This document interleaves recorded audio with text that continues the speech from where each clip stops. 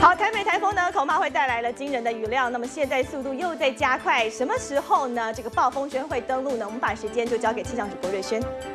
好的，预计呢，在今天中午的前后，暴风圈就会登陆到台湾了。那虽然现在在北部地区好像这个天气是时雨时晴，那主要就是因为台风它的外围云系是处在一个台风外围云系的空档当中，所以北部地区虽然有时候是一个可以见得到阳光的天气，不过呢，等到这个强对流一入进来，都可能会出现强降雨的情形。尤其从早上到现在呢，这个雨势是由北逐渐的往南延伸而且早上开始一直累积到现在，北部地区的雨势已经达到了大雨以上的等级了。再来，我们再看到总雨量的预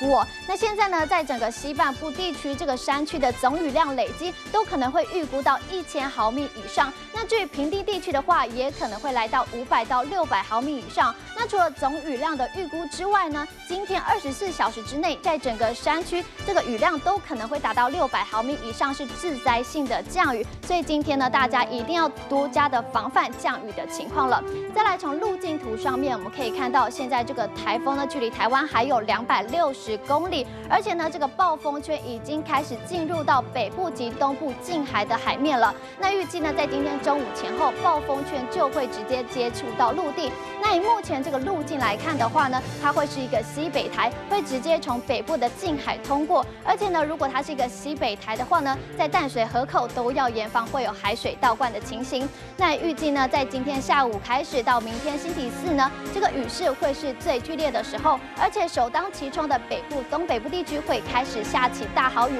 或是超大豪雨的等级的雨势，而在中南部地区也是要防范会出现大豪雨以上的雨量所以呢，大家呢一定要多多关注天气资讯，尤其呢这个台风带来的雨势，大家都是不容小觑的。那以上就是这节的台风资讯。